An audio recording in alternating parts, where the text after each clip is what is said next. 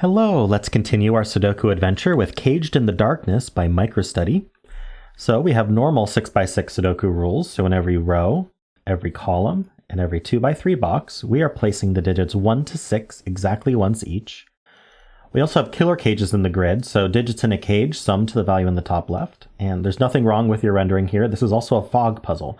So the way fog puzzles work is when you input the correct digit, the cells around that correct digit get revealed, and then you can see more of the puzzle. That's why it's called fog. So you can assume things are accurate. Like, for example, this killer cage isn't closed off, right? So you can assume it continues down this way. Same with this. This isn't closed off here or here, so you can assume it continues here and here. So you can use that as part of your cluing. Anything you can see is a valid thing to use to try to solve the puzzle.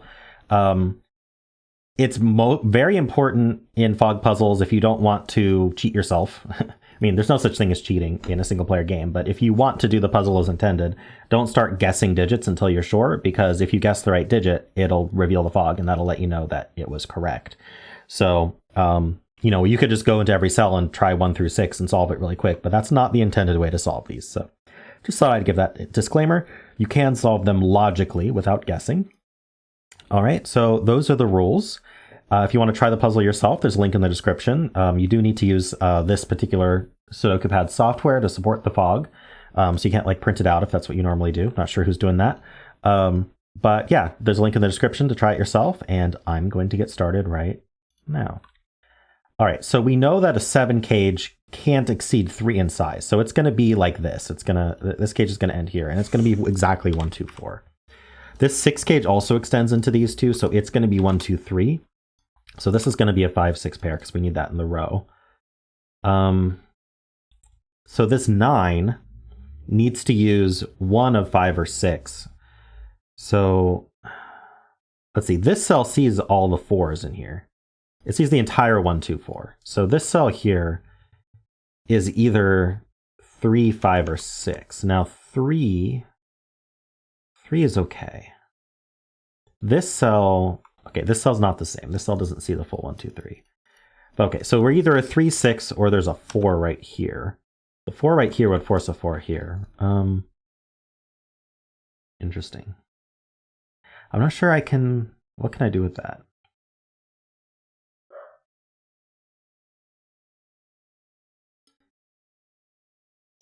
Three, 6. Is there a problem with 3, 6 or 4, 5 is the question.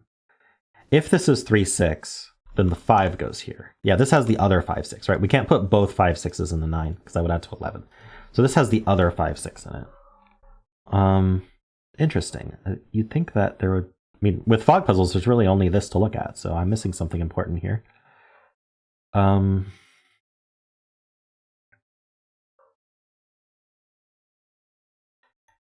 let's think about 3, 6, or 4, 5. 3, 6 would be the nicer one to eliminate because 4, 5 gives me the digits. Let's look at that. 3, 6. This would be 4 here with a 1, 2 here. This would be a 1, 2.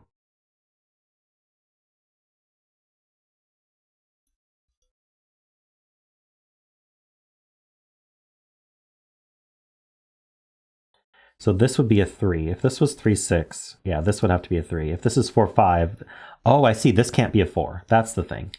Right. We can use the roping. So if this was 4, 5, there needs to be a 4 in this box, and none of these can be 4. So that's the issue. So it's not 4, 5. It is a 3, 6 pair. That gives us this 5, which doesn't reveal anything. But the 3, 6 pair does take 3 out of here. It also means this has to be a 3. There we go. Because this is 3, 5, 6 here. So this needs to be 3, 5, 6.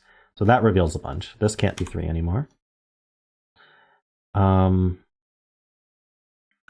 So this is going to be 1, 2, 4. All right, what can we do now? So these add to either 6 or 7. Lots of ways to do that.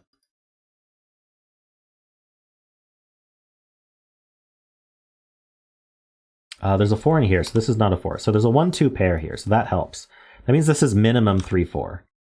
If this is minimum 3, 4, that adds to 7. I'm purposely not typing in digits because, again, it will reveal the fog if it's correct. So So this would be 3, 4 minimum, that's 7. And then this is minimum 5, and that is the minimum. So we know that this is 5, 4, and 3. That gives us the 6 as well. So this is going to be 5, 6, and we know the order. It reveals what we knew would be there, but we get this 8 now. So this is going to be 3, 4, 5. That's not a 5. And this is going to be 1, 2, 6. That's not a 6. So this 8 cage, if we minimized this, it would be 3, 4 adding to 7. And we know the 8 cage continues down here. So this is going to be a 1, and this is not going to be a 5. The 5 goes here. We get the 2, 4, and the 1 here. We get the 2 and the 1 here. The 3 and the 4 here. 6 and the 3 here. All right, so we can fill this now. This is a 5. This pair is 2 and 3. This pair is 4 and 6. Okay, so the 10 cage does this. That's pretty clear. I don't see, it could be 10 and 4 like this. That is possible. Then it would be 1, 2, 3, 4.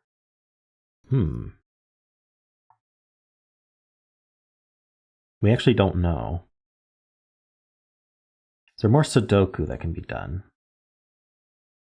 This can't go here, so this goes up here somewhere. It doesn't seem to help.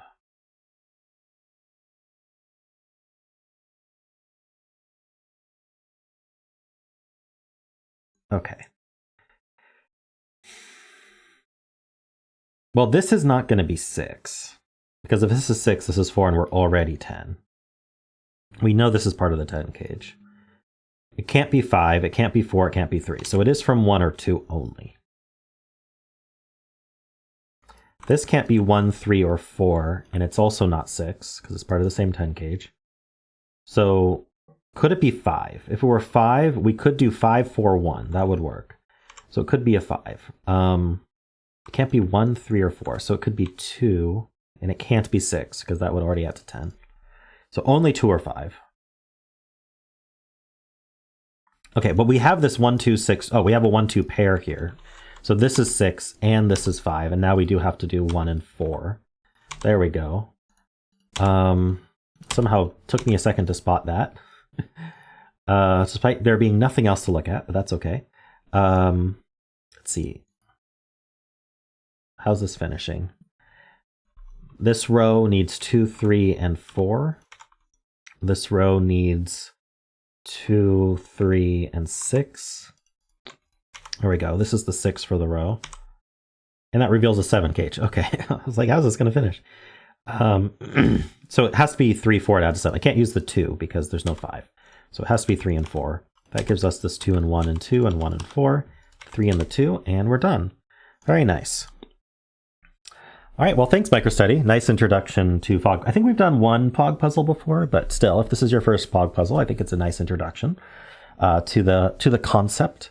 Very cool. I missed some obvious things during the solve, but that's fine. I think that the puzzle is a good one, and yeah, so thanks for that. And if you enjoyed this content, then why not leave a like, subscribe, and a kind comment below.